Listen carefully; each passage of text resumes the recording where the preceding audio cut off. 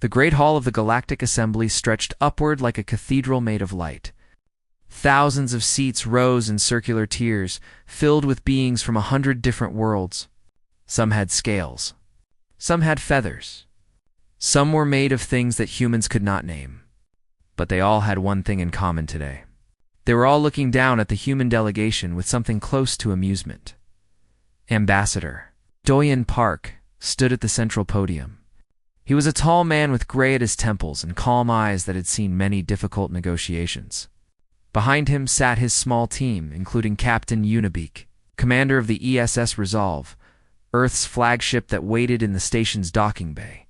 She wore her dress uniform and kept her face perfectly still, but her hands were tight on her knees. Doyen had just finished his speech. He had spoken for 20 minutes about humanity's contributions to the Galactic Union over the past 120 years. He talked about the new FTL drive designs that Earth had shared freely. He mentioned the medical advances that had saved 3 alien worlds from a deadly plague. He spoke of human engineers who had built stations and bridges across the galaxy. He asked respectfully that Earth be elevated from junior species to senior species status in the Union. Now he waited for the response. High Speaker Torvin of the Velk Dominion rose from his seat in the upper tier. He was a massive creature, nearly 3 meters tall, with dark blue skin and 4 arms that he spread wide as he began to speak. His voice boomed through the translation systems. The human ambassador speaks of contributions, Torvin said. But what contributions? Scraps of technology that any advanced species could develop in time. Medical tricks that we could have discovered ourselves. And for this they want to sit among the senior powers of the galaxy. Laughter rippled through parts of the assembly. Doyen did not move. Let us speak honestly, Torvin continued, his lipless mouth twisting into something like a smile. Humans are short-lived vermin. They breed like parasites and spread like disease. Their entire history is written in blood. War after war. Killing their own kind over patches of dirt and differences in belief, and they dare to ask for respect? More laughter now, louder. The representative from the Orth Collective. A thin being with too many eyes raised a manipulator arm. I must agree with the High Speaker. Earth's colonies exist only because we allow them to exist. Perhaps the humans have forgotten this. Perhaps they need to be reminded, added the Tehran Empire's ambassador. A creature that looked like a spider made of crystal. Junior species should learn gratitude, not ambition. Doyen listened to all of this without expression. Yuna watched him from her seat, wondering how he could remain so calm. She felt her own anger burning in her chest like a hot coal. These beings had asked for humanity's help. They had begged for human doctors when the Veth plague swept through their systems. They had celebrated when human engineers solved problems that had troubled them for centuries. And now they laughed. The council called for a vote on Earth's request for elevation. The result came quickly. 7 against, 2 in favor. Only the Morith Federation and the Ilk Cooperative voted yes. And they were small powers with little influence. High Speaker Torvin stood again. The matter is settled. Earth remains a junior species. Perhaps in another century, if they learn their place, we might reconsider. We looked directly at Doyen. Until then, I suggest humanity focus on being useful rather than ambitious. Otherwise, we may need to discuss sanctions to correct this behavior. The assembly murmured approval. Some species nodded their various heads. Others made sounds of agreement in their own languages. Doyen waited until the noise died down. Then he spoke, and his voice was very quiet. I would like to ask the council a question. Torvin waved a hand dismissively. Speak, human. Does what has been said here today represent the official position of the Galactic Council? The insults, the threats, the denial of our request. Is this the will of the Union? Torvin looked around at his colleagues. Several nodded. Yes, he said. This is the official position. Humanity is a junior species, and will remain so. The Union has spoken. Doyen nodded slowly. I understand. Earth acknowledges the Council's decision. He paused. We will respond accordingly. He turned and walked toward the exit. His team rose and followed him. Yuna fell into step beside him, her boots clicking on the polished floor. "Ambassador," she whispered. "What does that mean? Respond accordingly?" Doyon did not answer until they were through the doors and into the corridor beyond. The sounds of the assembly faded behind them. When he finally spoke, his voice was different. The diplomatic smoothness was gone. What remained was cold and hard. "It means exactly what it sounds like, Captain. Contact Director Minho Han on Earth. Priority channel. Tell him to begin the Prometheus Protocol." Eunice stopped walking. "Sir, that's... Are you certain?" Doyon finally turned to look at her. In his eyes, she saw something that surprised her. Not anger, not hurt. Just cold, absolute certainty. "They called us vermin," he said. "They called us parasites. They threatened us with sanctions for asking to be treated as equals. They laughed at us, Captain. In the Great Hall of the Galactic Assembly, before 100 species, they laughed at humanity." He began walking again. "I've spent 40 years trying to earn respect through diplomacy, through patience, through service. And today I learned that respect cannot be earned from those who have decided you are beneath them.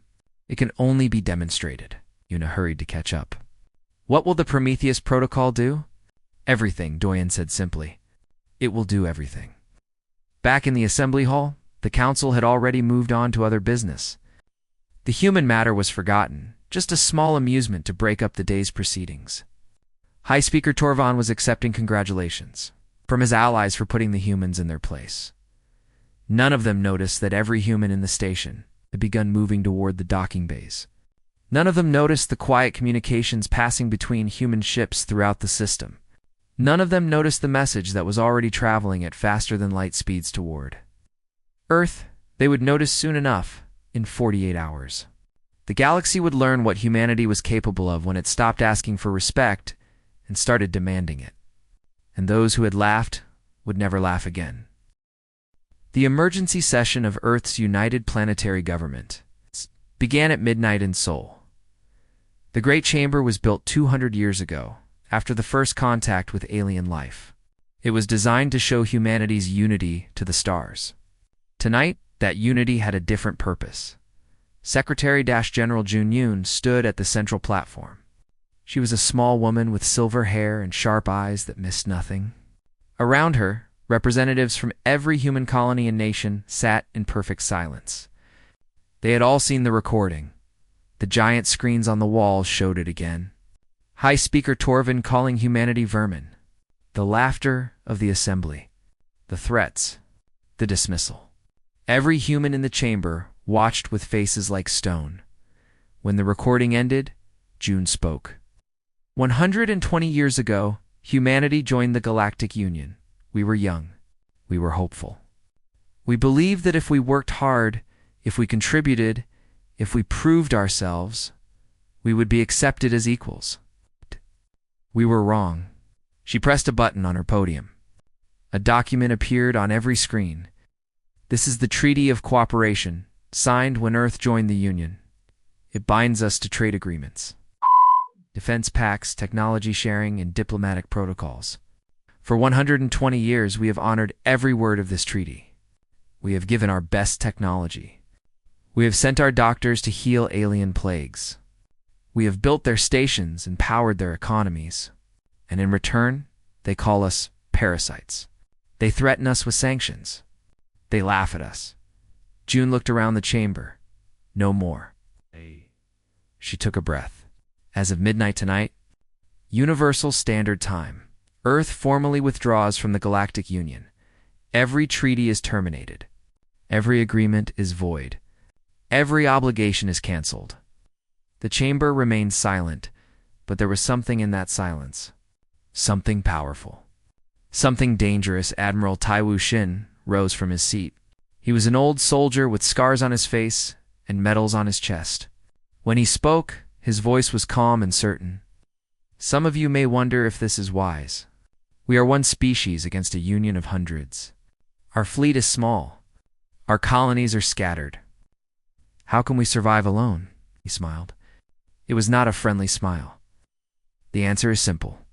We have been preparing for this day since we first joined the Union, not because we wanted it, but because we knew it might come. The Prometheus protocol has been active for 60 years. He pressed his own button, and new images appeared on the screens.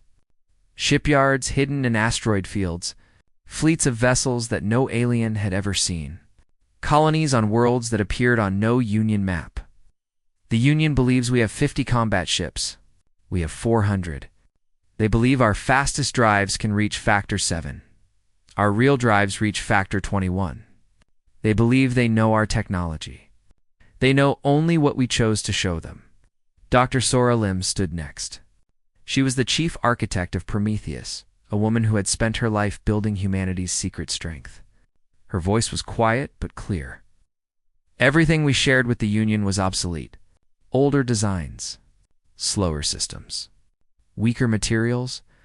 We kept the best for ourselves. Not out of greed, but out of caution. We always knew that species who saw us as lesser might one day try to prove it. Now they have, and now they will learn what humanity can truly do. Across the galaxy, the response had already begun. On Station Orith, Ambassador Doyon Park walked through empty corridors. Every human on the station was gone, evacuated to their ships in the night. He carried a single document in his hand. He found High Speaker Torvin in his private quarters, enjoying a meal with his advisors. When Doyon entered, Torvin looked up with surprise and then annoyance. Ambassador, you were not summoned. This is highly irregular. Doyon placed the document on the table. This is official notice of Earth's complete withdrawal from the Galactic Union. All treaties are terminated. All agreements are void. All human personnel are being evacuated from Union space as we speak. Torvin laughed. You cannot be serious. Where will you go? What will you do? You need us. Doyon looked at him with eyes like winter ice. You said we should learn our place. We have learned it. Our place is not beneath you. Our place is not asking permission. Our place is not begging for respect from those who see us as vermin. He turned to leave, then stopped at the door. Oh. You wanted to teach humanity a lesson, High Speaker? Oh. Yeah. But I wonder if you will enjoy what we have learned. He walked out, leaving Torvin with the document in his hands and a strange feeling in his stomach that he did not recognize. Later, he would learn it was fear. On 100 worlds, human merchants closed their shops and left. Human engineers shut down their projects and disappeared. Human doctors finished their last surgeries and boarded ships bound for home. They took everything with them: their tools, their medicines, their knowledge. The Union had built itself on human labor without realizing it. Human shipping routes connected their economies. Human technology powered their stations. Human agricultural methods fed their people. Without humans, none of it worked. Factories stopped producing because human design systems failed and no one knew how to fix them. Supply chains broke because human-run logistics networks shut down. Hospitals ran out of medicines that only human doctors knew how to make. Within days, Awarith Collective's economy collapsed. Within a week, 3 species were facing food shortages. Within 2 weeks, the Council was in emergency session, demanding that Earth return to negotiations. Earth's response came in a single transmission, broadcast on all frequencies, so that every species in the galaxy could hear it. Secretary General Deanna Yoon appeared on screens across the Union. Behind her stood humanity's flag, blue and green with stars representing every colony. You called us vermin, she said. You called us parasites. You said we should learn our place. Very well, we have learned it. And our place is no longer with you. She leaned forward. You want to negotiate? There is nothing to negotiate. You want us back? We are not coming back. You want to threaten us? Try. We have spent a century preparing for exactly that. You will find us ready, she straightened. Earth owes the Union nothing. We built your stations. We healed your sick. We fed your hungry. We asked only for respect, and you gave us contempt. That was your choice. Now live with the consequences. The transmission ended. Across the galaxy, species who had laughed at humanity began to understand that they had made a terrible mistake, and in the shadows, humanity continued to prepare for what it knew was coming next.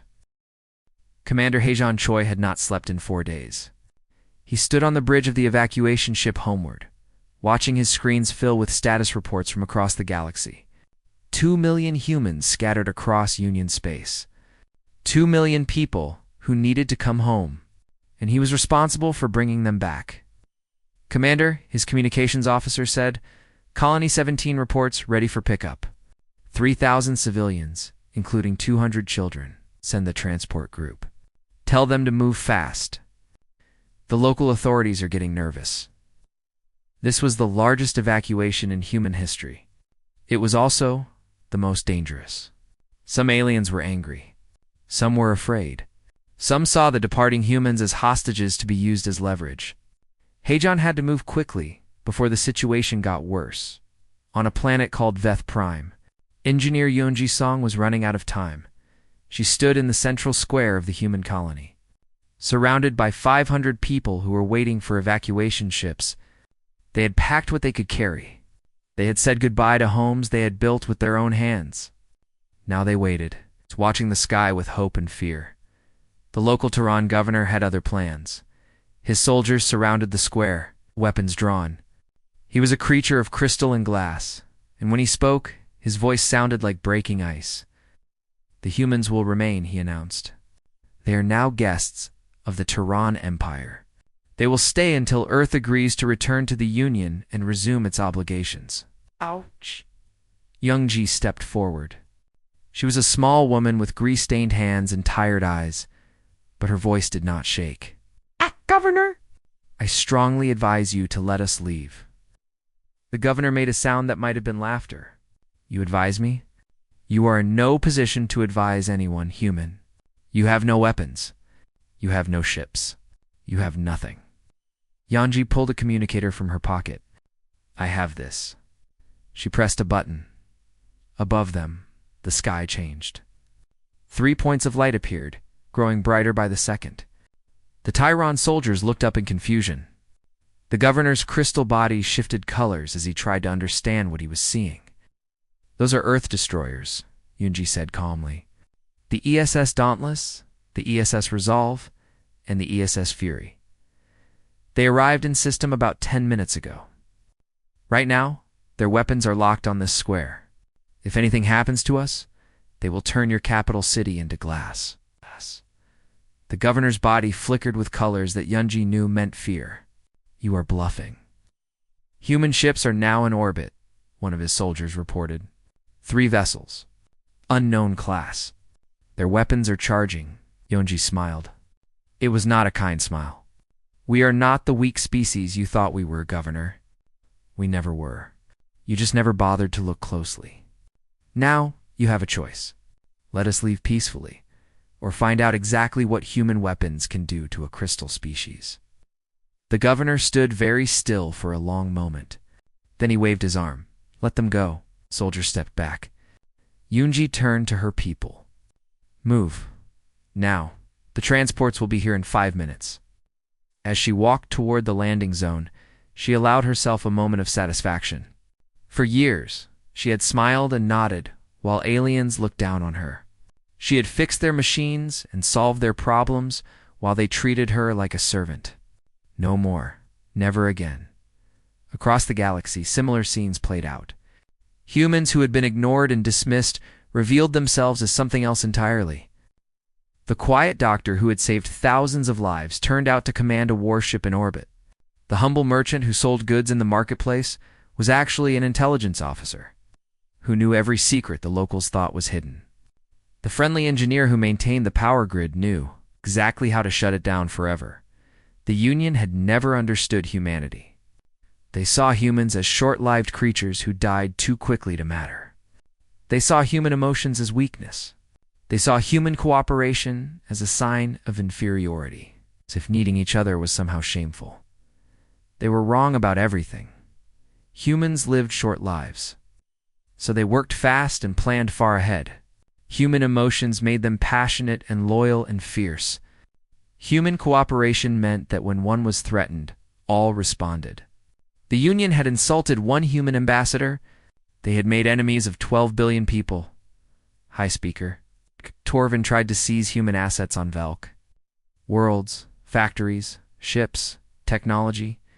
He announced that these items were now property of the Dominion. Payment for humanity's betrayal of the Union. Earth's response came within hours. Intelligence. Files appeared on every news network in the galaxy. Documents, recordings, evidence. They showed Velk war crimes during their expansion. Massacres of civilian populations. Biological weapons used against species that had surrendered. Secret treaties broken. Allies betrayed. The files had been gathered over decades by human intelligence agents who had hidden among the Velk, pretending to be servants and workers while they watched and listened and recorded everything. "We know all your secrets," Secretary General June said in a brief transmission to Torvin. "We have known them for years. We kept them to ourselves because we believed in peace. You have shown us that peace with you is impossible. So now the galaxy knows what the Velk Dominion truly is." The revelation shattered Velk alliances. Species that had trusted Torvin turned away in disgust. Former friends became enemies. The great Dominion that had stood for 1,000 years began to crack. Commander. Mondrib Hagen finally brought the last evacuation ship home 3 weeks after the withdrawal began. 2 million humans, safe and sound. Not one life lost. He stood on the observation deck as his ship approached Earth. The blue planet hung in space like a jewel, surrounded by defense platforms and warships that had been hidden for decades. "We made it," his first officer said quietly. Hagen nodded. "We made it. But this is not the end. This is just the beginning." He was right. Even as the last humans came home, the Union was preparing its response. High Speaker Torvin, humiliated and desperate, was gathering a fleet. He planned to teach humanity a final lesson. He did not know that humanity was ready. He did not know that the lesson would be his. 3 months had passed since Earth left the Union. In that time, the galaxy had changed more than it had in 1,000 years. The Tyron. Empire and the Orith Collective blamed each other for losing the humans. Border skirmishes broke out. Trade routes that had been peaceful for centuries became war zones. Species that had been allies for generations discovered that their friendship had been built on human foundations. And without those foundations, there was nothing left but old hatreds. High Speaker Torvin watched his dominion crumble. The leaked intelligence files had destroyed his reputation. Former allies refused his calls. Former friends demanded explanations. His own people were asking questions that he could not answer. He needed a victory. He needed to show the galaxy that the Velk were still powerful. He needed to punish the humans for what they had done to him. "We will assemble a fleet," he told his war council. 200 ships.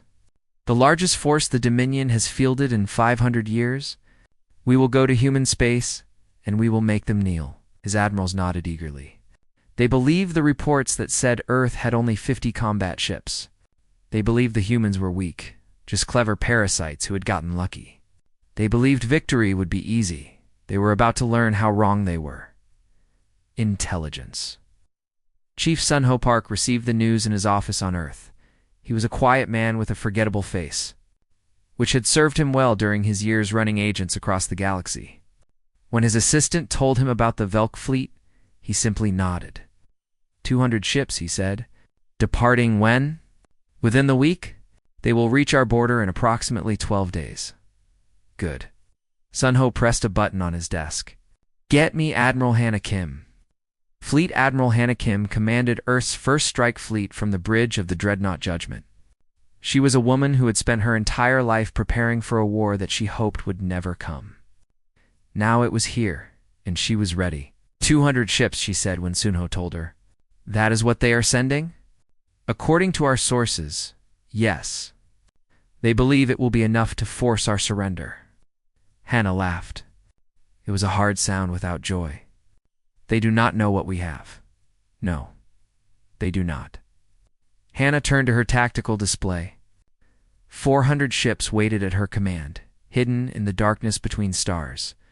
Each one was built with technology that the Union had never seen. Faster, stronger, deadlier. They had been waiting for 60 years. Now their time had come.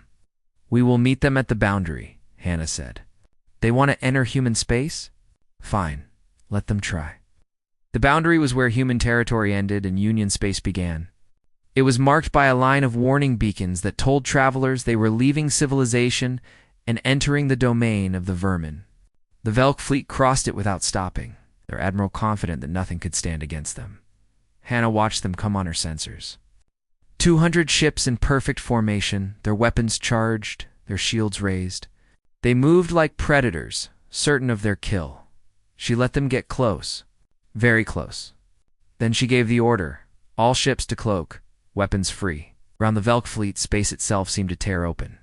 400 human warships appeared from nothing, surrounding the invaders in a sphere of death.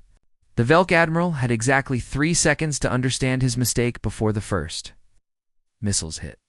The Battle of the Boundary lasted for hours. It was not a battle. It was a slaughter. Human ships moved 3 times faster than anything the Velk had ever seen. Human weapons cut through Velk shields like they were made of paper. Human tactics were perfect, coordinated, merciless. Every time the Velk tried to regroup, human ships were already there, waiting. Admiral Hannah directed the battle from her bridge, calm as ice. She felt no joy in what she was doing. These Velk sailors were just soldiers following orders. They did not deserve to die, but they had come to conquer humanity, to force humans to kneel. To prove that the vermin could be crushed, they had to be taught otherwise. 12 human ships were destroyed in the battle. 187 Velk ships became debris. The survivors, just 13 vessels, fled at maximum speed, broadcasting on all frequencies. "Do not attack Earth. Do not provoke humanity." We were wrong. We were all wrong. The broadcasts were heard across the galaxy. Every species that had laughed at humans in the council chamber, every ambassador who had called humanity vermin, every admiral who had believed that Earth could be easily crushed, they all heard. They all understood. Humanity was not weak. Humanity had never been weak. Humanity had simply been patient, waiting, preparing, hiding its true strength behind a mask of humble service. Now the mask was off. High Speaker Torvin received the news in his private chambers. For a long time, he sat in silence, staring at the reports. Nearly his entire fleet gone. His best admirals dead. His dreams of victory shattered. A message arrived from Earth. It was from Ambassador Doyon Park. The same human who had stood silently while Torvin insulted his entire species. The message was brief. "You wanted humanity to learn its place. We have learned it. We are not beneath you. We are not your servants. We are not your prey. You called us vermin. Now 200 of your ships are dust, and you sit alone in a crumbling empire, wondering where you went wrong. Here's your answer. You went wrong when you underestimated us. You went wrong when you mistook our patience for weakness. You went wrong when you forgot that the quiet ones are often the most dangerous. Do not make this mistake again. There will not be a third lesson." Torvin read the message 3 times. Then he began to laugh. It was not a happy sound. It was the laugh of someone who had just realized that everything he believed was a lie the humans had. Never needed the Union. The Union had needed the humans. And now it was too late for anyone to do anything about it. Across the galaxy, the balance of power shifted. The old order was dead, and humanity stood at the center of something new. 1 year had passed since the Battle of the Boundary. The galaxy was a different place now. The old order had fallen, and something new was rising from its ashes. The Galactic Union existed only in name. Its council chamber sat empty most days. The great powers that had once dominated the galaxy were broken, divided, fighting among themselves. The Tyron Empire had split into 3 factions. The Orith Collective had collapsed entirely, and the Velk Dominion, once the proudest civilization in known space, was burning. High Speaker Torvin was dead. His own people had removed him from power 6 months after the battle. The leaked files, the military disaster, the economic collapse that followed the human withdrawal, All of it had been too much. A younger faction took control, but it was too late. The Dominion was already tearing itself apart in civil war. Ambassador Doyon Park watched the news reports from his office on Earth. He felt no satisfaction in what he saw. The Velk were dying by the millions, not from human weapons, but from their own hatred and division. This was not what he had wanted, but it was what they had chosen. Secretary General Jun Yoon addressed the human population on the anniversary of the withdrawal. She stood before cameras that broadcast to every human colony, every ship, every outpost in the growing territory that humanity now called home. 1 year ago, we were insulted in the Great Hall of the Galactic Assembly. We were called vermin. We were called parasites. We were told to learn our place. Today, I want to talk about what we have learned. She paused, her silver hair shining in the lights. We learned that respect cannot be begged for. It must be earned, yes, but it must also be demanded. We spent a century trying to earn respect through service. We gave our best technology. We healed the sick. We built great things. And we were still treated as lesser beings. That taught us something important. Some will never see your worth, no matter what you do. They have decided you are beneath them, and nothing will change their minds. She straightened. So we stopped asking for their approval. We stopped seeking their acceptance. We stopped trying to prove ourselves to those who had already decided we were worthless, and we discovered something remarkable. We did not need them. We had never needed them. They needed us. The camera pulled back to show a window behind her. Through it, stars were visible, more stars than had ever been part of human territory before. In 1 year, humanity has expanded further than in the previous century. We have established contact with 47 new species. Species that were also marginalized by the old Union. Species that understand what it means to be dismissed and ignored. We have not conquered them. We have not dominated them. We have offered them partnership. Real partnership. The kind we once hoped to find in the Union. Ambassador Doyin led the diplomatic missions to these new species. He met beings who had been exploited by the old powers, used and then abandoned. He told them Earth's story. He showed them what humanity could offer. We know what it is like to be treated as lesser, he said to each of them. We will never treat you that way. Work with us as equals, or do not work with us at all. But know that if you join us, we will stand with you, always. Accepted. The Morith Federation, who had voted for humanity in the Council, became Earth's first true ally. The Ilk Cooperative followed. Then came the Sen, a species the Velk had nearly destroyed. Then the Korra, refugees from Tyron, oppression. Then dozens more. A new alliance was forming. Not a union built on hierarchy and power, but a federation built on mutual respect and shared strength. Humanity did not lead it as conquerors. They led it as the ones who had shown what was possible when you refused to accept your place at the bottom, Captain. Unibeak commanded the exploration fleet now. She had been there when the insult happened. She had stood behind Ambassador Dojon in the council chamber and felt rage burning in her heart. Now she stood on the bridge of a new flagship, the ESS Tomorrow, looking at stars that no one had ever explored. Of course, laid in, Captain, her navigator said. The edge of known space is 2 days away. Beyond that, nothing but the unknown. Yuna smiled. That is exactly where we should be. Humanity's future lay not in the old galaxy, not among the ruins of the Union, not in revenge or dominion. It lay out there in the darkness between stars.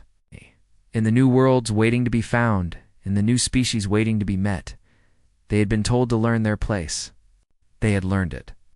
Their place was not beneath anyone. Their place was at the front, leading the way into the future. On Station Orith, once the heart of the Galactic Union, a memorial now stood in the empty council chamber. The great seats were covered in dust. The screens were dark. The translation systems were silent. No one came here anymore, but the memorial remained. It had been placed there by humans before they left the station for the last time. It was simple, just a piece of polished stone with words carved into it. The words read, "Here." They told humanity to learn its place. Humanity learned it well, at the head of the table. Secretary General June ended her anniversary speech with a promise. We did not seek dominance. We sought respect. Now we have it. But with power comes responsibility. We must be worthy of what we have achieved. We must remember what it felt like to be dismissed, so that we never dismiss others. We must remember what it felt like to be powerless, so that we never abuse our power. We must be better than those who look down on us, not because we want their approval, but because it is right. She looked directly into the camera. The galaxy is changing. The old order is dead. Something new is being born, and humanity will be there to help build it, not as conquerors, not as masters, but as partners.